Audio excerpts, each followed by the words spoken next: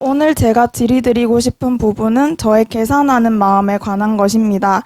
일상에서 저는 끊임없이 머릿속으로 손익계산을 하고 10원이라도 저희가 손해가 가지는 않는지 따져봅니다. 돈 계산뿐만이 아니라 일상에서도 상대방이 과거에 저에게 베풀었던 것, 미래에 어떻게 저에게 도움이 될지 등의 가치를 머릿속으로 계산한 후 제가 취할 행동을 결정합니다. 이러한 따지는 마음으로 인해 살면서 단 한 번도 저 이외의 사람에게 진정으로 애정을 가지거나 좋아해 본 적이 없는 것 같습니다. 법사님께서는 선입견 없이 백지로 사람을 대하고 분별에 따라 사람을 사귀지 말라고 하셨습니다. 이제 저는 진정한 연애도 결혼도 하고 싶은데 어떻게 하면 마음을 쓸 때 베푸는 마음으로 계산하지 않고 사람을 대할 수 있을까요? 둘째는 이러한 마음으로 인한 무력입니다. 돈을 조금이라도 벌면 명품 지갑이나 명품 가방, 비싼 옷 등을 사고 싶어서 알아봅니다. 이런 소유욕은 물건에만 국한된 것은 아니고 저보다 예쁜 여자를 보면 부럽기도 하고 질투도 나고 잘생긴 남자에게는 쉽게 마음이 끌립니다. 좋은 물건이나 잘생긴 남자친구를 통해 저의 가치를 높이고 싶고 과시하고 싶은 성향 때문인 것 같은데 어떻게 하면 눈에 보이는 것에 집착하지 않고 스스로 당당할 수 있을까요? 오늘 질의응답 들으시는 모든 사람들이 재앙은 소멸하고 소원은 성취하여 부처님 전에 밝은 날과 같이 복 많이 지으시기를 발언합니다. 법사님 감사합니다.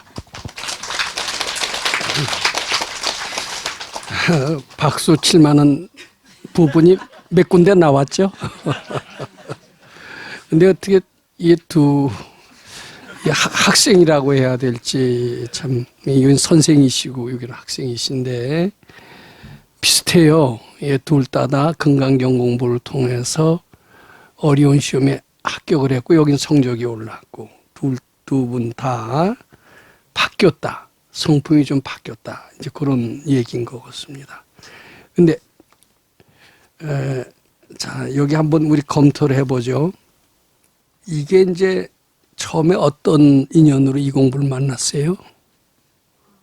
처음에 어디서부터 시작이 됐어요? 어머니께서 먼저 유튜브로 법사님을 공부하시고 금강경 공부하시고 저는 그냥 그런가 보다 했는데 제가 진짜 모든 걸 포기하고 준비했던 시험이었는데 노력만으로는 시험에 떨어지니까 마음을 기댈 곳이 없어서 금강경을 저도 읽게 된 것 같습니다. 금강경을 읽었어요? 유튜브를 봤어요? 먼저? 저는 그냥 금강경 독송만 했습니다. 근데 금강경이 무미건조해서 재미가 없었을 텐데 읽게 되던가요? 네, 저는 또 그냥 공부 시작하기 전에 읽고 나면 마음이 편하고 잘 되어서 그게 습관으로 자리 잡았던 것 같습니다. 독하게 공부했다고 그러는데 하루에 몇 시간 자고 공부했어요? 그거는 일단 그냥 눈 떠 있으면 딱히 다른 약속 안 잡고 바로 친구도 안 만나고 네, 일체 도서관 가서 공부했나? 네 친구 아침에 새벽에 나가서 저녁 10시까지 늦게까지 네. 집에서 다니면서 요새 임용고시들 하는 학생들 다 그 정도로 해요. 네, 다들 열심히 합니다. 아이고 이게 놀러도 못 댕기고 그때 참 따분했겠네. 근데 금강경 만난 이후로는 되게 공부도 같이 할 수 있는 사람을 만나서 되게 좀 재밌게 했습니다. 금강경 만나고 나서. 같이 할 수 있는 사람을 만났다는 게 뭐죠? 그냥 같이 도서관에 가서 앉아서 같이 앉아서 공부하고 밥 같이 먹고 같이 퇴근하고 이런 사람. 그러면 그 사람도 금강경 읽었어요? 아니요, 그 사람들은 그냥 아니요. 근데 이제 금강경을 읽고 나서 잠도 잘 자고 편안한 마음으로 공부할 수 있다고 그랬었어요. 근데 그게 그렇게 잘 되던가요? 네.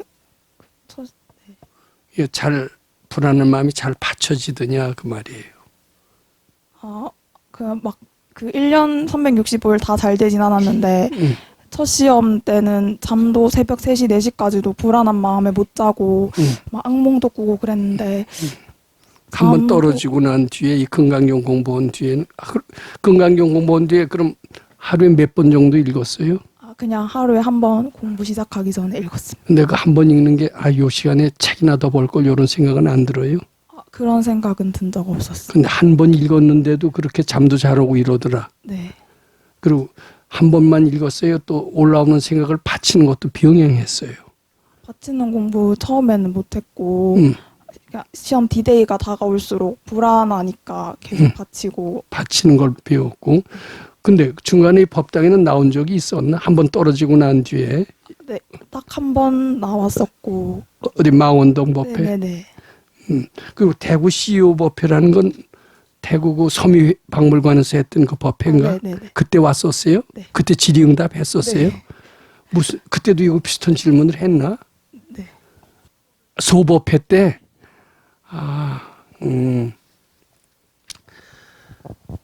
예, 하여튼 이 금강경 공부에 소질이 있어요. 소질이 있으니까 이게 두 번째 임용고시 올 때는 첫 번째처럼 노력은 왜 이래 덜 했는지도 모르죠. 근데 긴장감도 왜 이래 덜 하고 네. 그렇게 지겹게 공부하지 않고 비교적 여유 있게 공부했다 이렇게 할 수가 있죠. 그리고 성적은 오히려 더 낮고. 네. 이러니까 이게 아마 금강경 공부와 병행해서 이제 금강경 공부에 우리가 위력을 우리가 느끼게 되는 겁니다. 이게 자꾸 아무리 열심히 한다고 성적이 오르질 않아요. 긴장하고 불안해가면서 하는 공부는 하나도 플러스가 안 됩니다. 근데 마음을 안정시킬 수 있는 방법이 있다면 그 방법을 쓰는 것은 성적으로 오를 때나 또는 무슨 일을 성사시킬 때 매우 필요합니다. 근데 마음을 안정시키는 방법은 어디서든지 가르쳐 주질 않습니다. 참선을 하는 것은 급해서 시험 칠 때는 참선할 시간도 없어요. 근데 이것은 급하고 바쁠 때도 받치는 방법을 써서 마음을 안정시킬 수가 있습니다. 따로 가보자 하고 자리를 앉아서 참선을 한다면 잡념 때문에 참선도 안 됩니다. 근데 이 잡념을 우리는 받칠 수가 있기 때문에 그걸 안정시킬 수가 있고, 그리고 특히 대학 입시처럼 이렇게 방방 뛰고 마음이 급할 때 참선으로서는 도저히 할 수 없는 그런 효과를 누릴 수 있다 이렇게 보는 거고, 이것이 입시의 주요했다 이렇게 볼 수가 있습니다. 그리고 아마 그때 거의 같이 공부한 결과 주에서는 그 전에 좀 외톨이로 놀았고 대인관계가 부드럽지 않았는데 이 공부를 하면서 상당히 부드러워졌다는 얘기죠. 네, 그런 이야기입니다. 근데 뭐 사실 임용고시 하느라고 금강경 수행 제대로 할 수 없었을 텐데 어떻게 단기간 내 2마리 토끼를 다 잡았네요. 어떻게? 이게 상당히 공부에 소질이 있는 것 같아요. 난 공부의 소질을 잘 살려가고 앞으로도 교사 노릇을 하면서 상당히 많은 도움이 될 것 같은 생각이 듭니다. 그걸 좀 특히 난 이 젊은이들이 이 금강경 공부는 앞으로 살 날이 많으니까, 살면서 여러 가지 험난한 일이 많으니까 그 험난한 세상을 슬기롭게 대처해 나가는데 큰 힘이 될 수 있다고 생각합니다. 물론 기독교식인 기도의 방법. 근데 기도의 방법은 한계가 있더라고요. 특히 이런 코로나 바이러스 사태 때 아무런 대안을 제시하지 못하는 걸 보면 역시 기독교의 한계는 있다라고 생각합니다. 근데 우리 방법은 이런 코로나 바이러스 사태에도 대안을 제시할 수 있을 정도로 그 적용되는 범위가 너무나 넓고도 깊어요. 거의 안 될 것이 없이 다 된다라는 것이 우리 부처님의 가르침의 특징인 만큼 그것을 잘 배운다면 앞으로 오랜 동안 세상을 살아가는데 큰 힘이 될 것은 틀림없습니다. 앞으로 잘해 주길 바라고요. 근데 이 이제 세 번째 질문이 아니라 즉 핵심적인 질문인데, 요거는 어떤 누구도 대답하기 쉽지 않고 이것은 진실한 노력이 있지 않고서는 안 될 것 같아요. 즉 뭐냐면 제가 한번 읽어보겠어요. 참 이 자기 단점을 용감하게 털어놓은 박수를 쳐드리고 싶은데 뭐냐면 오늘 제가 질의를 드리고 싶은 부분은 저희 계산하는 마음에 관한 것입니다. 일상에서 저는 끊임없이 머릿속으로 손익계산을 하고 10원이라도 저에게 손해를 가지 않는지 따져봅니다. 10원이라도 손해가 남은 절대로 움직이지 않죠. 근데 10원 아껴서 어디다 쓰죠?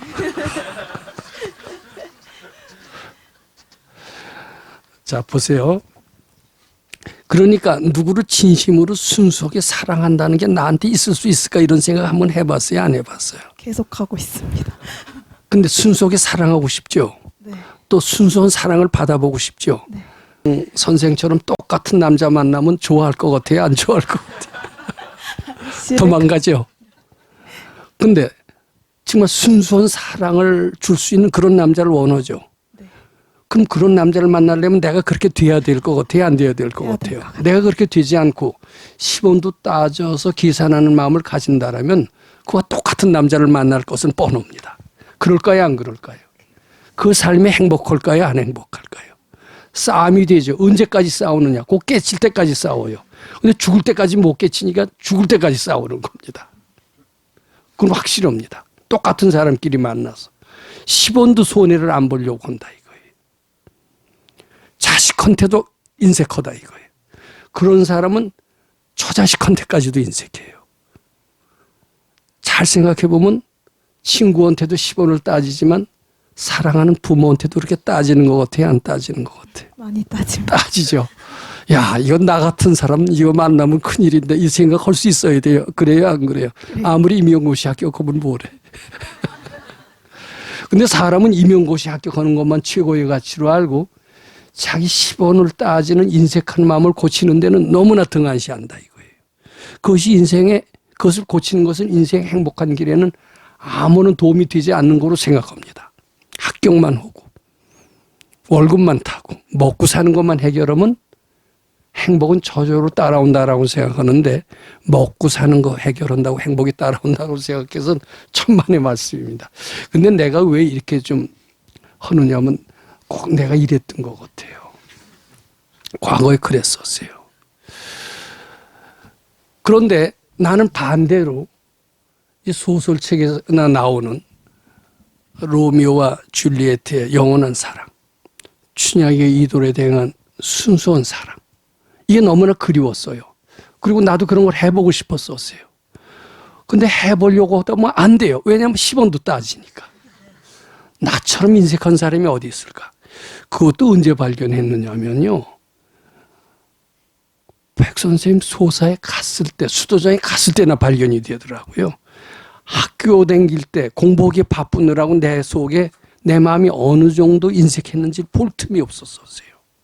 또 군대 갔을 때도 그 군대 험난한 그 어떻게 보면 굉장히 아주 괴로운 생활 때문에 그 괴로움에 덮여서 내가 얼마나 인색한지 내가 얼마나 어떤 사람인지 이걸 알 틈이 없었어요. 근데 이제 그러다가 제대하고 수도장에 갔는데 주위 사람들이 굉장히 그렇게 수도장이라고 그러면 천사와 같을 줄 알았더니 이기적이고 뭐 정말 인색하기 짝이 없더라고. 속이 밴댕이 속처럼 좁더라고요. 어디서 저런 사람들이 모여서 수도를 한다고 할까? 어떻게 저런 사람들이 모여서 깨쳤다고 할까? 어떻게 저런 사람들이 모여서 잘난 척하고 도인인 척할까? 그리고 꾸짖었어요. 한참 꾸짖었다 보니까 꾸짖는 게 상대가 아니라 바로 나더라고요.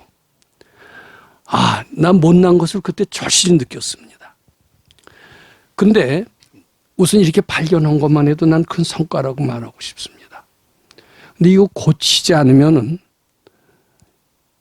취직한 것만 갖고 행복은 절대 오지 않습니다. 이거 고쳐야 됩니다. 뭐 맨입으로 안 된다는 얘기가 있죠. 나한테 한 통 내야 가르쳐 준다는 뜻이 아니에요, 이것은.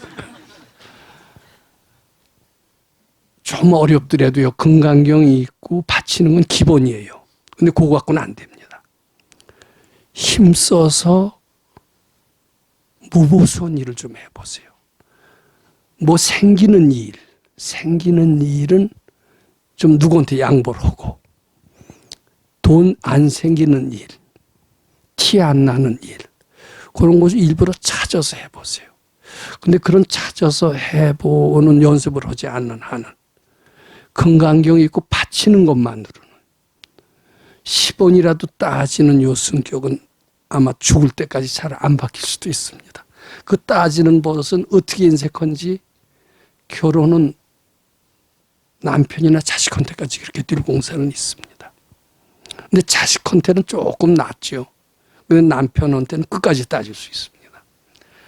그건 그렇게 그런 마음을 가져왔기 때문에 이거는 무보선 연습을 하든가 무보선 연습하고 이제 또 하나는 뭐냐면요. 요건 좀 더 어려워요. 무보선 연습하든 뭐냐면 미운 사람한테 떡 하나 더 주기. 미운 사람한테는 떡을 뺏고 싶지 더 주고 싶어요? 안 좋나? 근데 미울수록 미운 마음을 해소하는 방법은 여러 가지가 있습니다. 미운 생각을 바치는 것도 미운 마음을 해소하는 방법이라고 생각할 수가 있습니다. 근데 바쳐도 미울 수가 있어요. 그럴 때는 어떤 게 더 좋으냐면 미운 사람한테 억지로라도 선물을 한번 해보세요. 난 자존심이 상해서 선물 못하겠다 그러면 다른 사람을 시켜서 다른 사람이 주는 것처럼 하면서 한번 선물을 해보세요. 그럼 이상하게 미운 생각이 없어지더라고요. 그 행동이 동반되지 않고 바치는 것만으로는 안 돼요.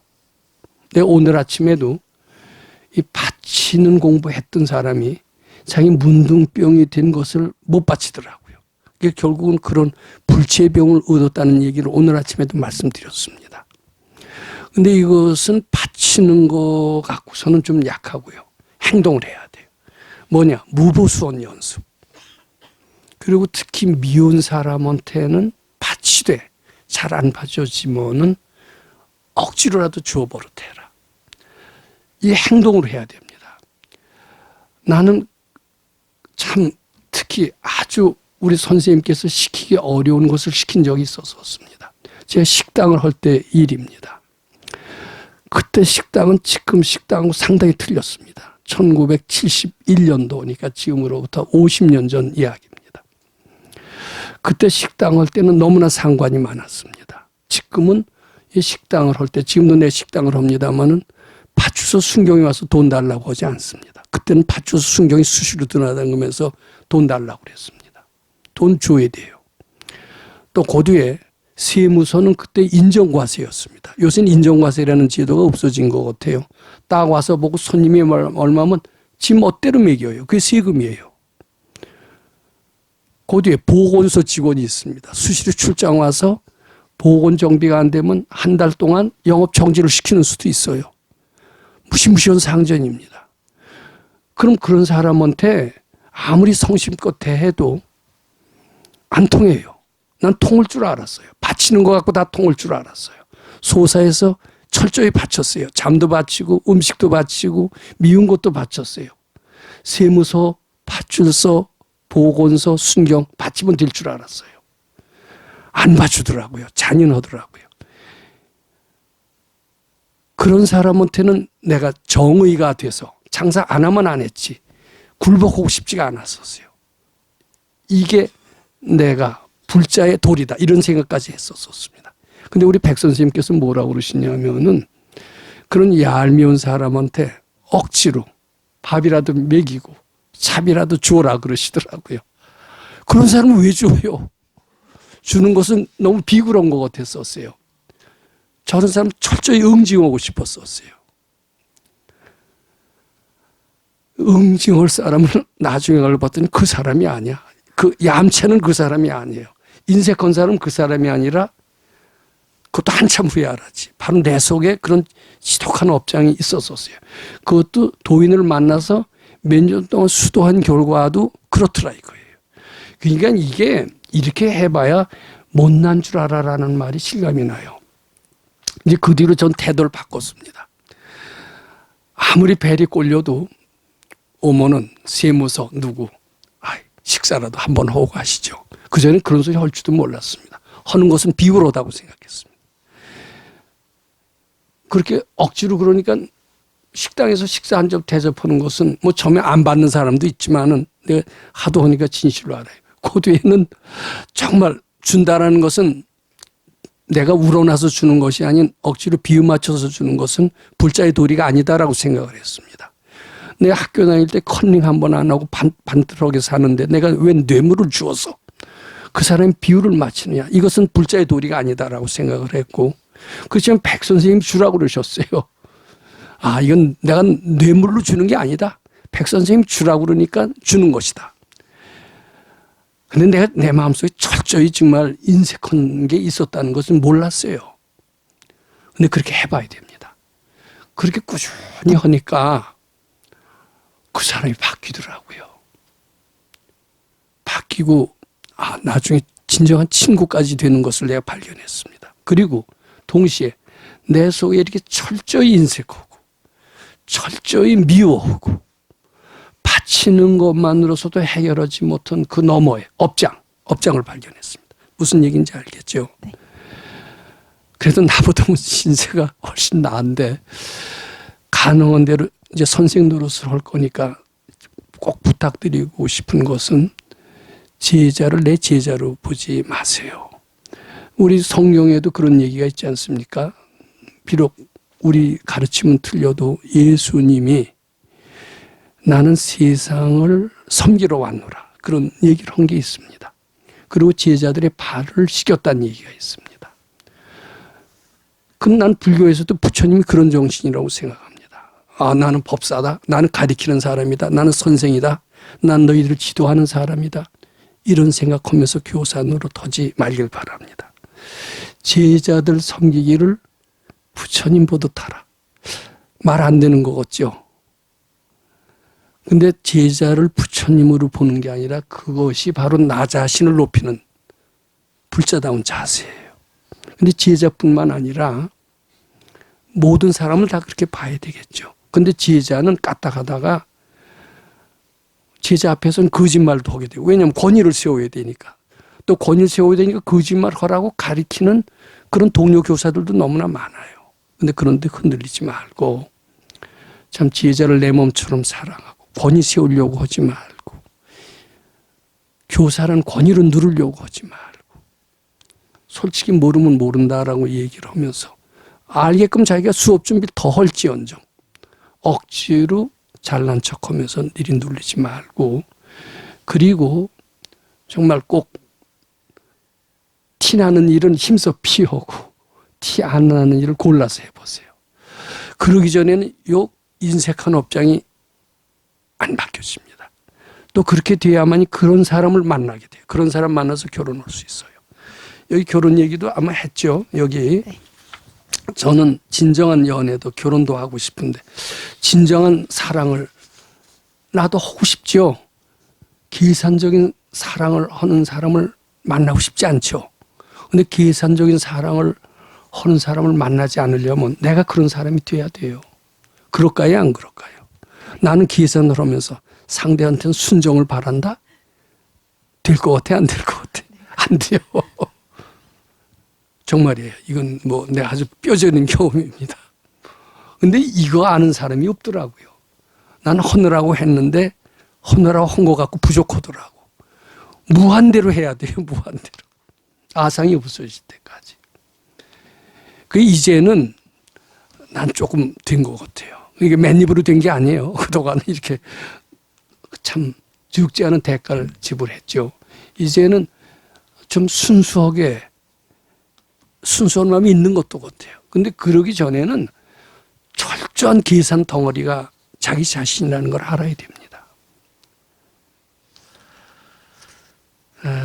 그리고 참 요 얘기는 또 솔직히 얘기했는데, 돈을 조금이라도 벌면 명품 지갑이나 명품 가방, 비싼 옷을 사고 싶어서 알아봅니다. 나는 이거 이룰 수 있다고 생각해요. 명품 사세요. 단지 명품을 사기 전에 먼저 부처님께 드리세요. 그리고 명품 사세요. 난 명품 사지 말고 수속에 살라 이런 소리 하고 싶지 않습니다. 명품을 사되 내가 먼저 사지 말고 부처님 좋은 뭐 핸드백을 사고 싶다. 좋은 핸드백 사서 부처님 시봉 잘하기를 바로. 그런 뒤에 그렇게 바친 뒤에, 그리고 이왕이면 명품은 다른 사람한테 자랑하기 위해서 사는 것보다도 좋은 게 실용적이더라고요. 좋은 거 하나 사면 몇십 년 유행에 가리지 않고 쓸 수 있어요. 근데 중고를 사거나 싼 걸 사면은 해마다 사야 돼. 그러니까 나는 허영심에 들떠서 사는 게 아니라 허영심은 부처님께 바치고 실용적인 것을 위해서 산다. 우리 뭐 자동차면 벤츠를 사면은 되게 폼 잡기 위해서 벤츠라는 좋은 차를 살 수가 있습니다. 근데 벤츠는 폼 잡는 데도 도움이 될지 모르지만 굉장히 실용적일 수가 있어요. 오래 써도 그리고 중고로 팔아도 제 가격을 받는 게 벤츠래요. 우리나라 현대자동차는 중고를 팔면 가격이 탁 떨어지는데 외제차는 중고도 제 가격을 받을 수 있다라고 하고, 그래서 벤츠 사는 게 반드시 허용은 아니에요. 실용적일 수도 있으니까 나는 명품을 사되 자랑하기 위해서 사지 말자. 일단 사고 싶은 생각은 부처님께 바치고 상당히 실용적이 위해서 산다. 이렇게 하는 게 좋습니다. 그리고 이제 예쁜 여자를 보면 부럽기도 하다. 뭐 그럴 수 있죠. 나도 저렇게 뭐 탤런트처럼 인물이 좋았으면, 그리고 문 남자들한테 사랑을 받았으면, 이런 생각이 들 수 있어요. 난 그 생각을 나쁘다고 하지 않습니다. 그러면 나만 그러지 말고 모든 사람들이 좋은 인물이 되어서 모든 사람이 사랑을 받고 부처님 시봉 잘하기를 바로. 그 욕망을 억누르기보다도 나보다도 모든 사람이 같이 하는 그런 원을 세운다면 어때요? 그럼 내 욕망도 달성하게 되고, 그 억지로 창피하다고 누르지 마세요. 그 다음에 잘생긴 남자에게는 쉽게 마음이 끌립니다. 근데 잘생긴 남자한테 끌리지 말고요, 마음씨가 착한 사람한테 끌리길 바랍니다. 어때요? 근데 이제 잘생겼으면서도 인격이 안 좋은 사람이 많더라고요. 겉만 번들어오고. 그러니까 잘생긴 보면 저희는 그냥 무조건 따라가지 마세요. 따라가지 말고 참 마음씨까지 진실할까. 모든 사람이 외모와 걸맞게 마음씨도 진실해서 부처님전에 복 많이 지길 바라는. 부끄러워하지 말고 그렇게 그 일을 위해서 또 그런 잘생긴 사람이 겉만 잘생긴 게 아니라 속까지 잘생기기를 기원해 준다라면 그것이 다 공부거리가 돼야 안 돼요. 예, 그렇게 한번 어떻죠? 그런 욕망을 창피하다고 그래서 억누를 필요 없어요. 그런 욕망을 모든 사람과 함께하고 부처님께 함께함으로써 그것을 그걸 승화 발전이라고 할까, 그런 식으로 전개해 나가는 게 더 바람직하다, 이렇게 생각이 됩니다. 네. 또 보충 질문? 네, 없습니다. 없습니까? 예. 감사합니다. 네, 감사합니다.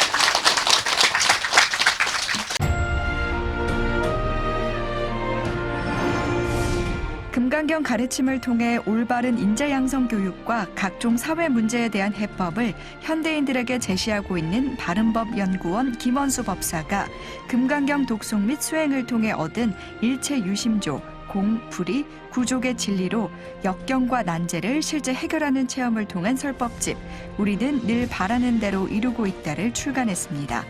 구입은 전국 서점에서 가능하며 문의는 청우당 02337-1636번입니다.